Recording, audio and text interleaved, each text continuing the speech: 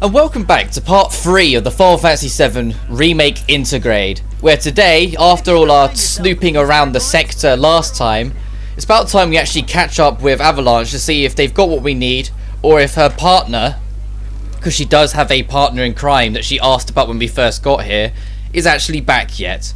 So when you're good and ready, and you've done everything you want, return back to the Avalanche base, and head downstairs to see what's going on. I'm back. Ah, there you are. Someone's been expecting you. What took you? Sorry about that. What? Just thinking how you're nothing like your old man. Anyway, it's nice to meet you. I'm Sonon Kusakabe. I was lucky enough to learn how to fight from good... Yeah, I don't want to talk about him. Let's talk about something else. Like how you've adjusted to life here, indulging in adult pastimes. Which I guess means drinking yourself stupid. Last thing I need is my partner stinking like an over-the-hill has-been. Speaking of drinking, you been to the Happy Turtle?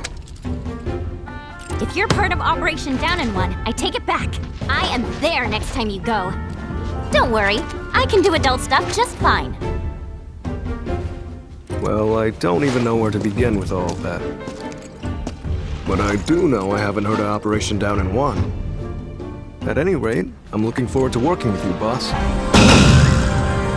Boss? As in me? Well, I've got a few years on you, I'll admit. But out of us two, you've done this longer. I guess I have. Boss, huh? I could get used to that. Beats being stuck on the bottom rung, that's for sure. After we get the materia, we can celebrate your promotion at the Happy Turtle. Yeah. Stupid bird.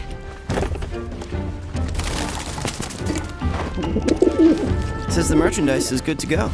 Handoff's at a depot and municipal storage. Okay. Yuffie, Sonon, you mind coming along? Not at all. Need to scope out the city anyway. Really get to know the enemy. We'll be passing through a rough part of town, so you'll want to go prepared. I'll leave you to get ready. Hit me up outside when you're done, okay? Be right there. If you were still struggling with the Ramuh fight, well, you've just unlocked your free ticket to winning it. Being able to have a second character with you makes it far more manageable. The thing with Sonon that you've got to understand right off the bat, though, is that you do not control this character. He has his own health bar, he has his own systems and whatnot, and his own list of techniques, but if you press up or down the D-pad, nothing will happen. This is the Yuffie show, and the Yuffie show alone. He is basically a guest character from previous Final Fantasies. If you don't know what I'm talking about, or missed my explanation in the main remake project, in the Final Fantasy series, every now and then they have something called a guest character, where they'll join your party, they'll have their own stats and the usual, but they won't be a mainstay, and so you can't control them. Final Fantasy XII was the most infamous one because pretty much everyone would encourage you to try and do as much side questing as possible when you had a guest in your party, just because then you could have a party of 4 instead of a party of 3. Sonon is literally the guest party.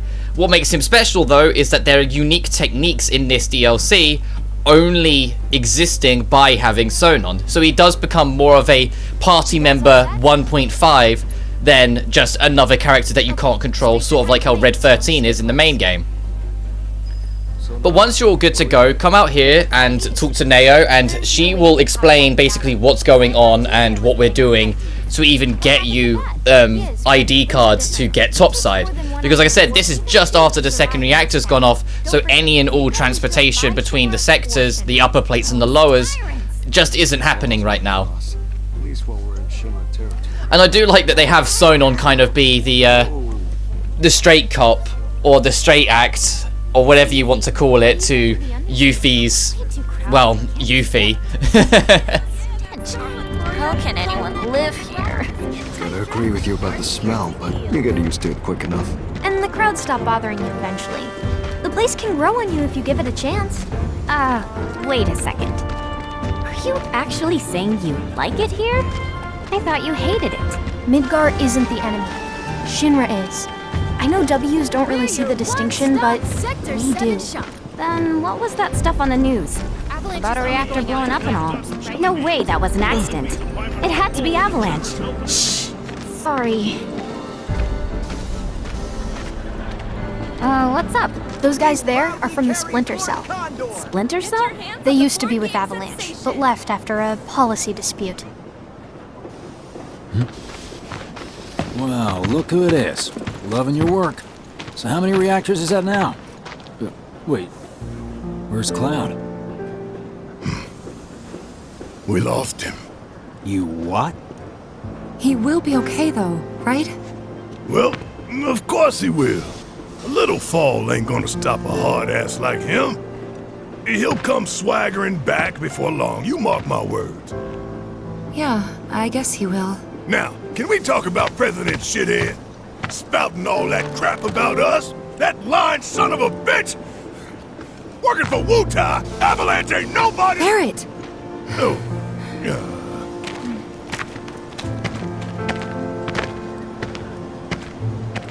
Speaking of sons of bitches, I heard that Wall Market's very own Don Corneo has his stooges out looking for you. Is that so? Don't got time for no low-level mobsters. We got Shinra in our sights. Tifa, you and I both know this is far from over, right?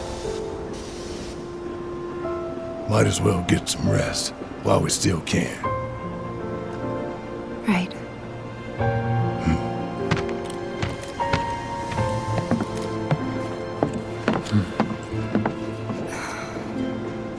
You know what? I think I am gonna look into this.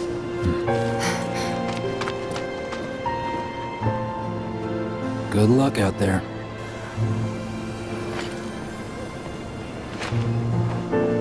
They're the ones who blew up the reactors. Cool. Should we say hi? No, better not. After what they've done, you gotta assume Shinra's on their tail. Should keep our distance. Yeah, my thoughts exactly.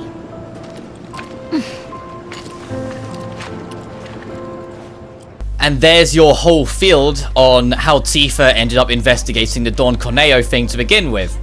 She only did it more kind of like a hunch to kind of want to prove herself a little bit. So she went, you know what, fine, I'm going to go do it. Whilst everyone else is worrying about that, I'm just going to go do it. What's the worst that could happen? Little did she know everything she would stumble into. Save it from Shinra. Look around. But waddling back over here to where we saved Johnny's backside back in Chapter 3, this is where our ID creator, forger, or whatever you want to call him, is waiting for us. And of course it's never as simple as that, as we'll soon see, but it's at least something to pad out this first chapter a little, I suppose. If this first chapter was just get here, recruit sewn on, and then press on to the second half that we'll be getting to soon, my god would this DLC be a lot shorter, because chapter 2, to jump the gun, is very linear for the most part. And so this one actually having the extra content per se is like the only real reason why this DLC is kind of chunky, or chunkier than what expected. Exactly does this ultimate materia do? I'm guessing you have big plans for it? Like after we steal it? Well, the more materia you have, the stronger you are, right? So once we've got the ultimate materia, we'll be stronger than anyone. I guess you will. It's gonna be awesome! And not just that. By sneaking into Shinra HQ and snatching their most prized possession from under their noses, not only will we deal a massive blow to their morale, but we'll prove to them that while Wutai might be down, we're not out. That the gist of it, boss? It sure is!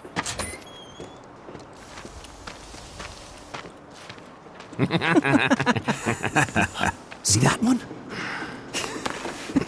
Well, hello there, hot stuff. How'd you like a shot at the big tower? With those looks, I guarantee you're golden. So what do you say? Ready to be queen of the Undercity?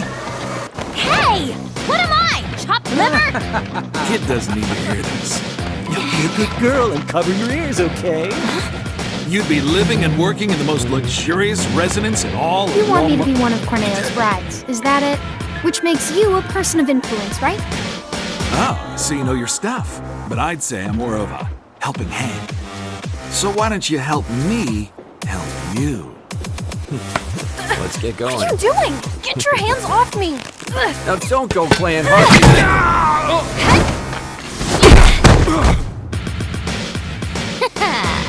Know any kids who can do that? No, you don't, because I'm an adult. Also, I'm pretty hot stuff myself, thank you very much. Sure, whatever helps you sleep at night, little girl.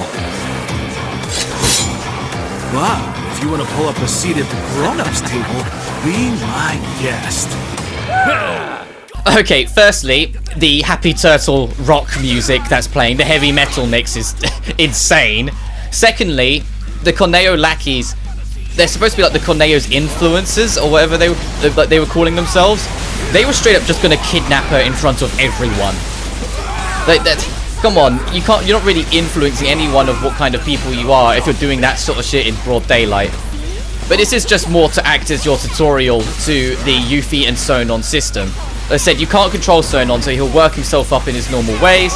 You can give him issue out your commands in the same way, and he still has weapons and weapon skills to learn.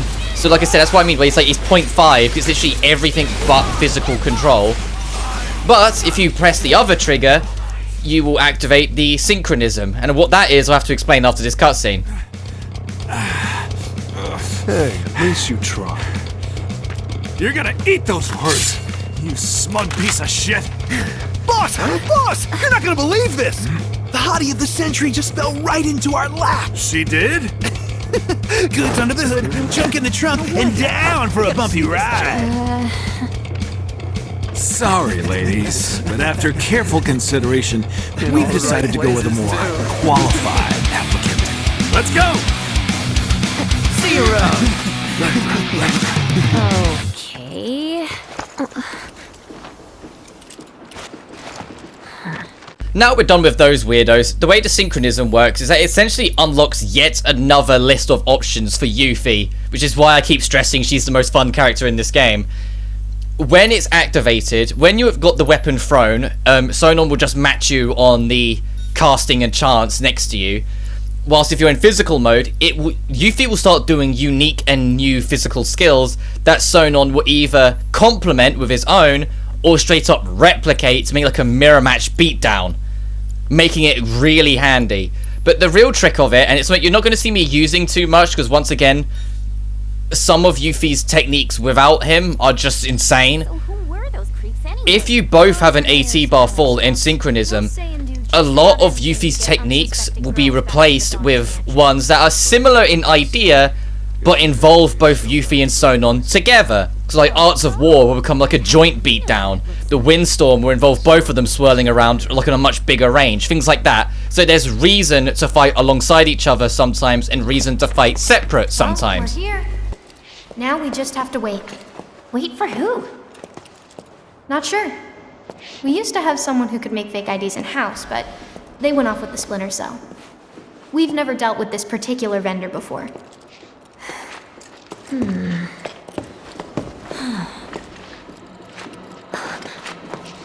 Hey, what's up with that guy? Mako poisoning. That's what happens if you don't make the grade as a soldier, or when the military's done using you. Just another one of Shinra's victims. Them again? Oh, Shinra's so gonna get it. If it's Shinra you've got beef with, you'll be needing these. Can't access the plate without them.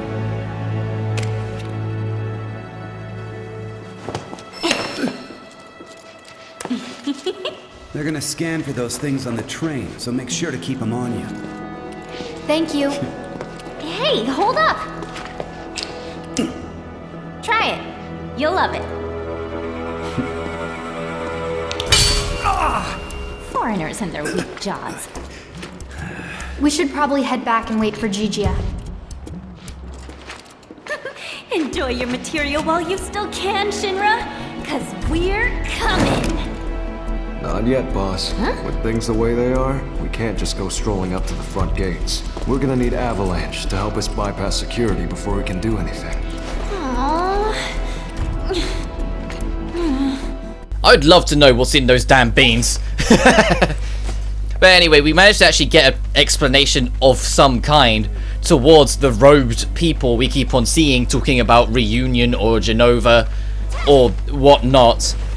What that explanation will end up meaning, well, we'll just have to see how it goes in later parts. But she's not wrong. She's not wrong. She's not 100% right either. There's a lot more to it. But yeah, it is a Shinra problem. Going back around here though, you'll pick up the Kindred Cord, which I stick on for a while, but to be honest, I don't know if I'm just misreading it or whether it has to be on Yuffie instead, but I just never get that much out of it, personally. So when I swap it off for something else, I can swap it off, I just do it. Change of plans. Go to the pillar. We'll explain there. Hurry. Gigia. Change of plans? The S7 pillar? Otherwise known as the roof of the slums. Follow me, guys. But now it's time for what's essentially the main course of the chapter. We've had our nice introduction bit where we've got to mess around with Yuffie and get a feel for how she controls and works in gameplay and whatnot as Neo runs at, look how far she goes. We've had our fight or two with Sonon to get a feel of how he works. You've had the side quest-a-thon. But there is a main story. We need to get those ID cards, and Jige was put in charge of them, but he seems to be, well, getting himself in trouble by the looks of it. Alright, let's approach and see what's going on. Well, look, a Moogle. Stop! We gotta help. You two go after Gigia. I'll head back and tell the others what happened. That way. So I love this transition from Sonon here, where we just went, boss, look, they're this way, let's go. It's immediately to boss. We won't be coming back for a little while. Make sure we're stocked up on everything. Like, it seems a little too strange. Like, it's so sudden to just go from, we need to go after them, to, well, hang on a minute, have we done everything we need to do?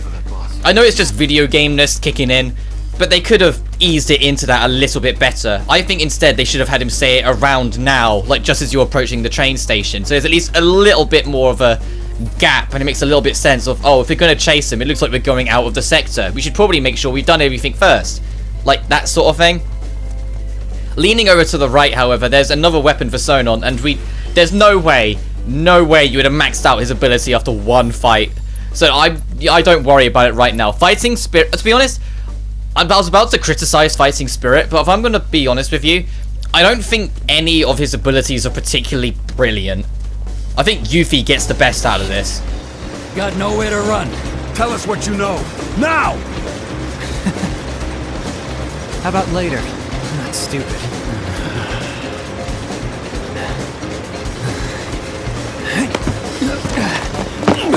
Hey! After him! Oh, talk about fast. Is he one of us? We don't have time to get into that, boss. You can ask him yourself once he's safe. Come on. And yes, I know I mention it all the time, but brace yourself. As we go through this section, the music is phenomenal. It's exactly what it needs to be for a chase of a chase. Because we're chasing after the guards are chasing after Jige.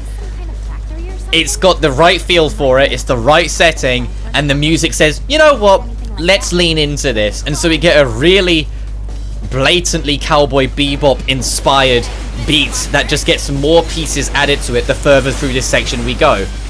And it starts off kind of like slow and a little bit quieter, but I assure you, when it builds up and when it starts taking off later on throughout this section, it's divine. It's genuinely amazing. I love this track.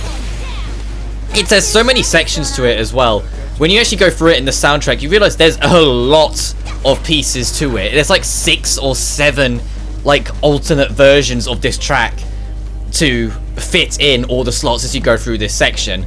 Picking up at points, slowing down again, getting louder, getting quieter, like all of it. It goes through the entire section. They made the music for each piece like one piece at a time instead of just doing a soundtrack and making the game around it, you know?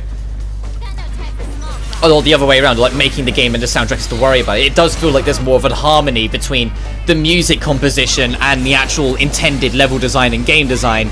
And it's a compliment I gave the main game as well, and I think it's just shown that they're still, like, they haven't lost their touch. It's not like, you know, some games where it's like they have something really cool at the start, but it kind of runs out of steam or wears out or doesn't become as prominent as it goes on because of either like development issues or like developers getting tired or things like that. Just like You know, it's like, oh, here's this unique gimmick that's in level 1, and then you don't see it again till like the second to last level, and you're like, oh, okay, you kind of forgot about that, did you? Like, the game and the DLC really doesn't do any of that, it feels like. It does feel like they've got a set style, and they're committed to ensuring it can maintain its exact pace throughout the entirety of its duration. Which, especially considering this DLC didn't have Mr. Nomura at the top of the helm. Well, I say that, he was only somewhat involved in the main game. He was involved, but more as an overseer than a controller, if that makes sense.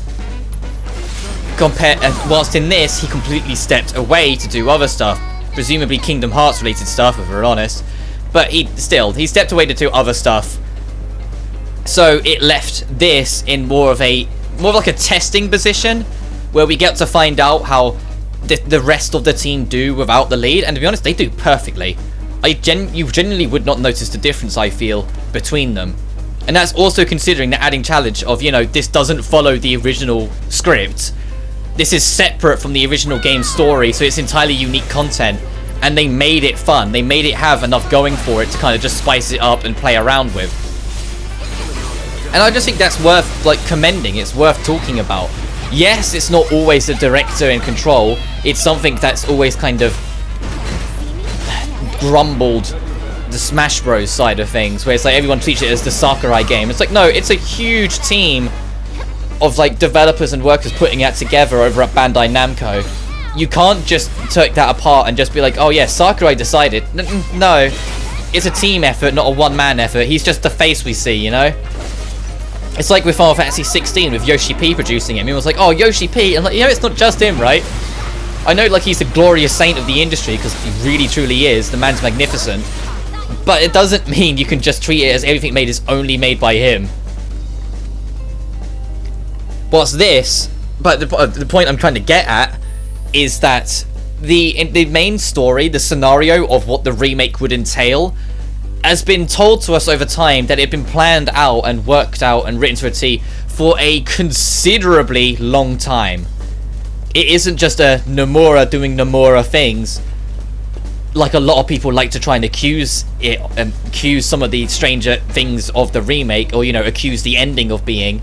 There's actually a lot here made by almost the entirety of the original team that's just been worked on and modernized by fresh talent alongside old talent, making what we see here now, which is a magnificent game that's still my favorite game from 2020. Baffling to think that it came out in 2020 and we're already in 2022, but what can you do? And got this really, really fun expansion that, although isn't the longest for an expansion that's, you know, exclusive to the PS5 version if you're playing on console, it's a healthy amount of content. There's a lot to do, and I said I haven't even touched hard mode, and the fact that hard mode has its own versions and own unique matches of Fort Condor. This little section here right now, if it was on the PS4 version, I'd say it's hiding a load screen, but no, it's more like it's kind of giving you a glimmer of a tutorial towards a mini game we'll be doing in a little while, where we'll also be on a big conveyor belt, but there will be a hell of a lot more boxes around, and the game will rally up how many we manage to break on our way through. Oh, looks like there's more trouble, and the music is about to take off. Come on.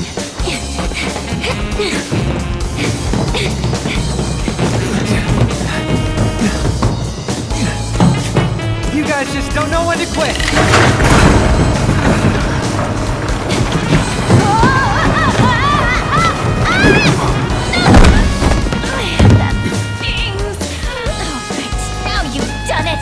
This is over, you're getting it good! Enjoy your freedom while you can, Gigi!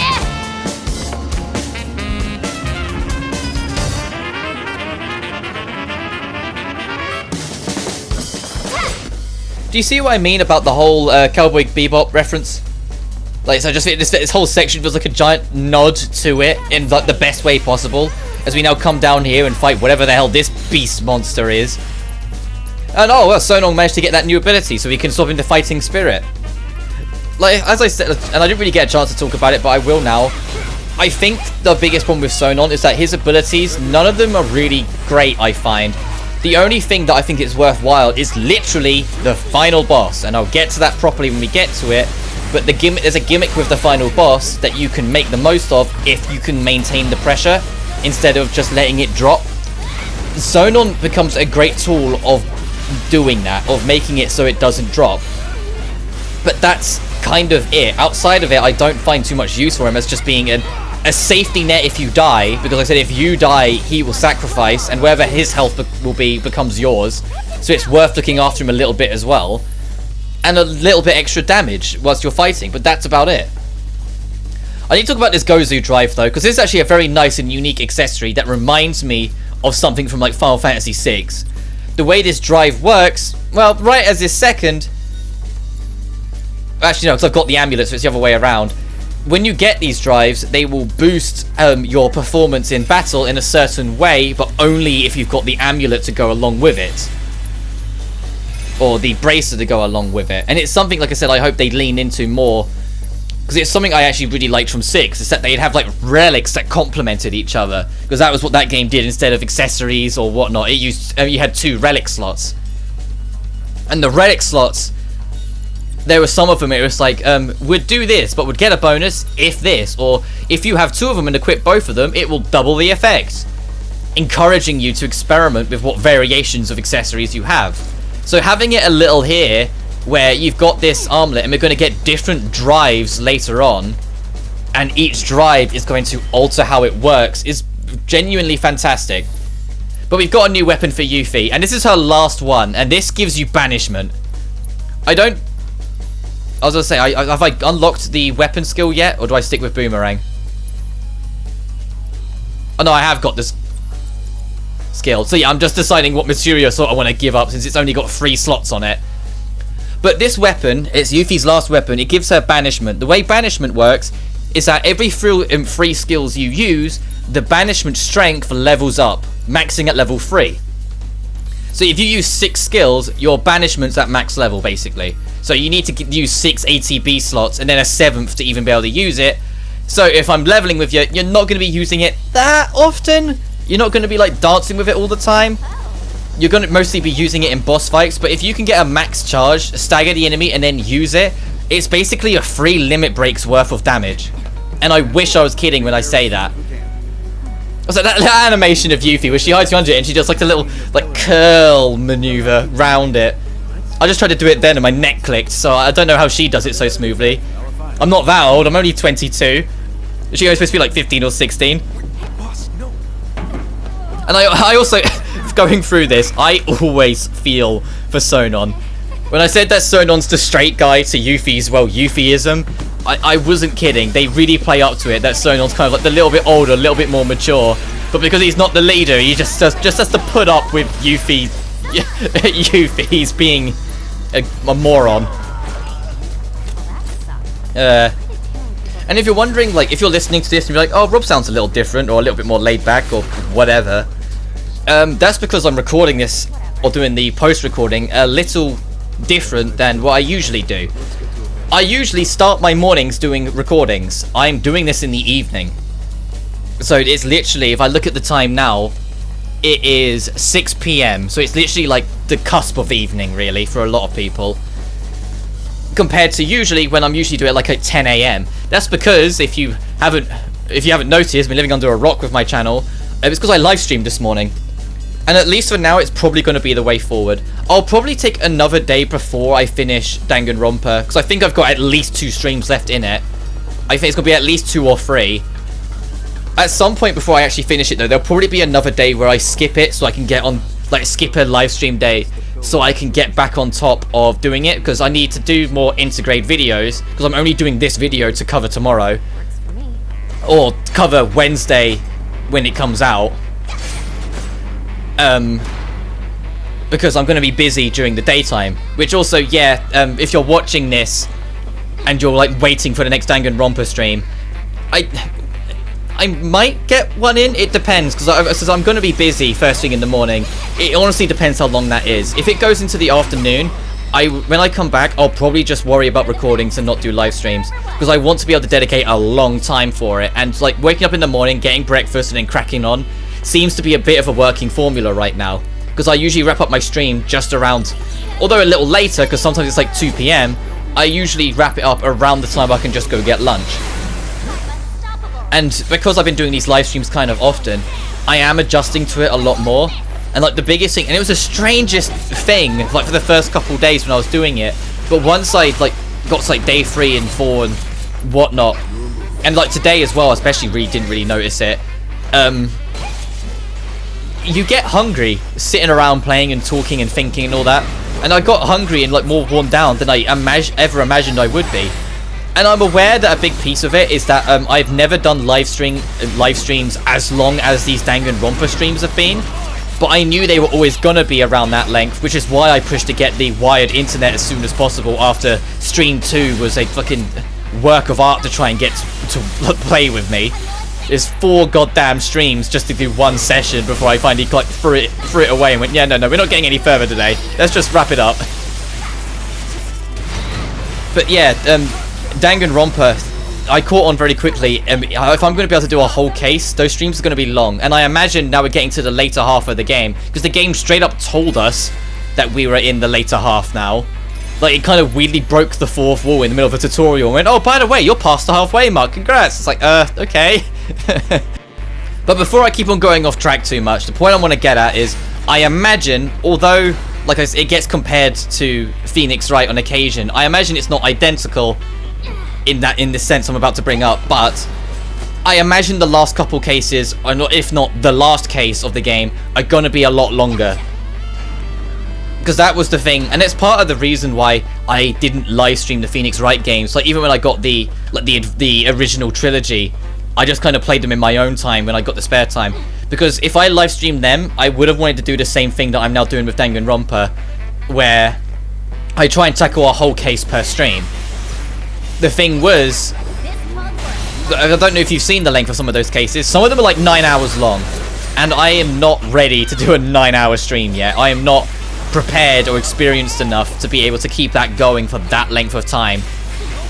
I think maybe if I'm on like a day off, like, because I'm gonna have some time off probably in April, where I'm gonna have a lot of time to myself to kind of work things out. Maybe then I'll see what I can do and maybe push for a longer stream, but that's a lot of maybes. That's a lot of we'll see how it goes as it goes. I don't want to plan too far ahead, especially because I am aware, and I've brought it up again already, but I brought it up in the live stream, so I think it's good that I bring it up in an actual video, so people that watch the video content are aware of this. I am enjoying live streams a hell of a lot more than I doing normal videos. And I still really enjoy doing normal videos, so that's why I still will be doing the Evil Within 2, doing Tales of Arise, maybe the 4-pixel remaster whenever that drops. But damn, am I enjoying live streams, and I wouldn't be surprised if, therefore obviously it depends what life entails for me, but going into like 2023, I start leaning away from it just that little bit more.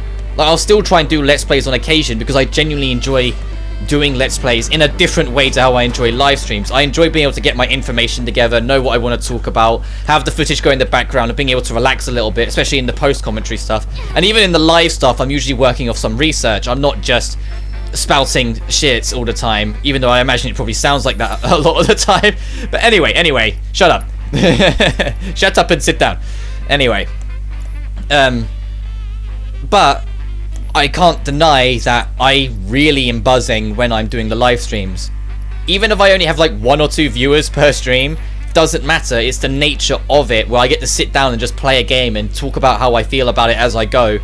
Be surprised at the reactions, because I don't know what's next in any part of the Danganronpa. It's genuinely entirely blind. I've never really taken that much of an interest in the series, so was never spoiled to anything, even by accident. Like, I never paid attention to even be like, oh, so something happens in this game or whatnot, you know? It's entirely a surprise for me in every sense.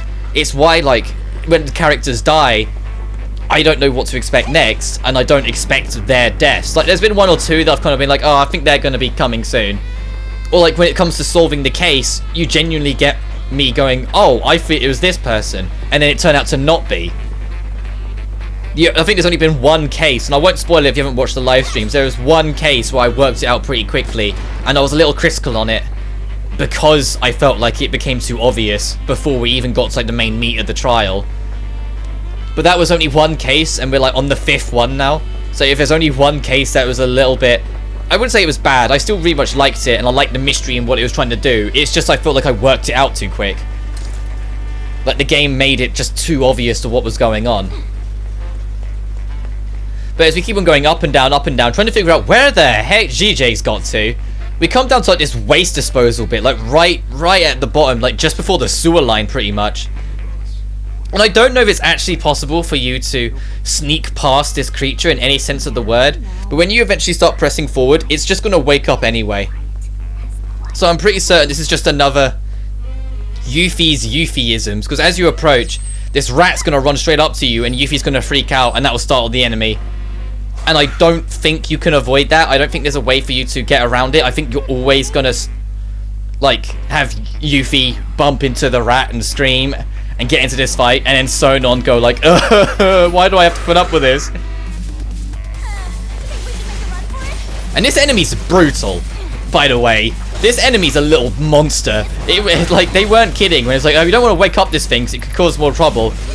No, yeah, this thing causes a lot of trouble for you if you wake it up. Like I said, I'm pretty sure it's scripted. I don't think there's a way to avoid it. I'd love to know if there is. And what happens if you do, like what's said or what happens. Like Yuffie goes, see, I can be quiet. And then Sonon goes, uh-huh. But I don't know. I haven't seen it myself. I think it is just a scripted thing that happens. But even though I killed that enemy very quick, it is very hyper aggressive. So just be a tad careful when fighting it, that it can just rip you up.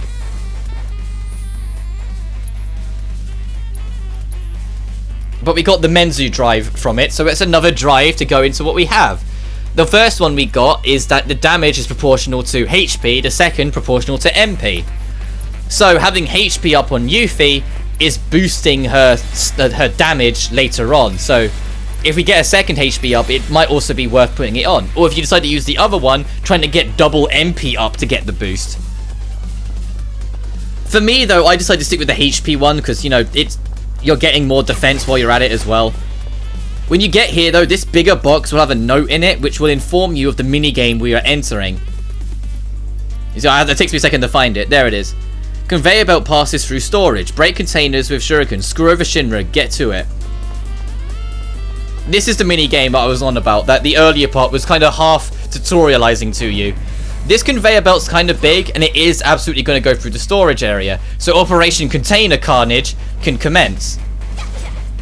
And it's literally just spam the hell out of the triangle button.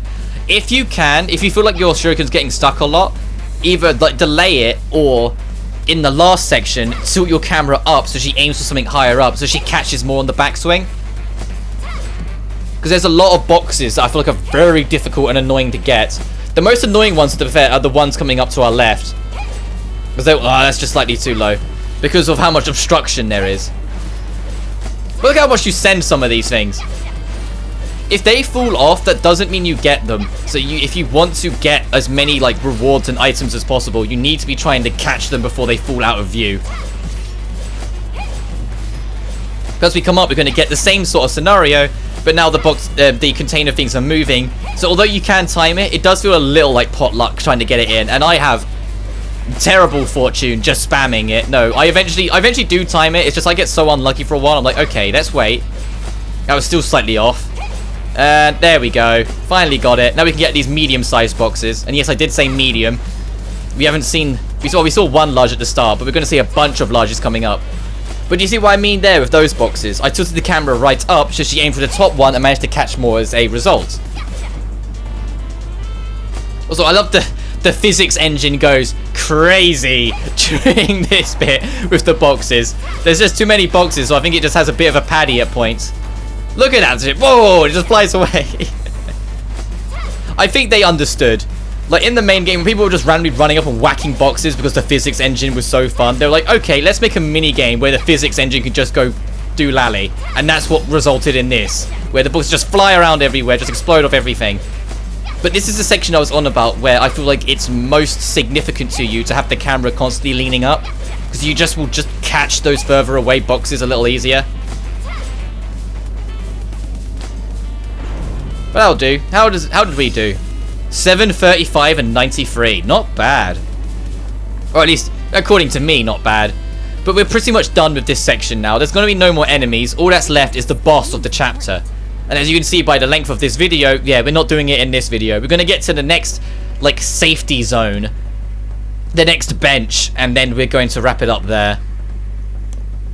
I'm curious to see if they're going to have any, like, the bench things in the next part. Or if they're going to completely lean into, like, tense, classic style. I kind of hope it's a mixture of both. Like, when you're in a town or city, it's benches. But when you're outside in the field, then it's tense. Because then there's still options in, like, safety nets and, like, restoration points in the towns and cities. Like, I hope they don't just completely forget about it. Because it's like, well, it's the open-ended stuff now. If you want to heal, you can just go out. Because that was something that really annoyed... I know it's a different company, but that's something that annoyed me with Bravely Default and Bravely Second. The nature of how awkward it could be to get that full restore reset sometimes. Like, it wasn't as convenient as I always felt like it should have been. But this arms factory is where our first boss is going to take place, as we try and find where Gige's gotten off to. And for some reason, none of the guards spot us, so don't worry about being stealthy. They won't bother looking down to see you here. So pick up your materia, do any of the shopping you need to do, save on the bench, and then when you're ready, press on to do the boss fight. Which we will be doing in the next video. So next time on the Final Fantasy VII Remake Intergrade, we're going to go and try and save Gige. But until then, you guys take care now. Peace.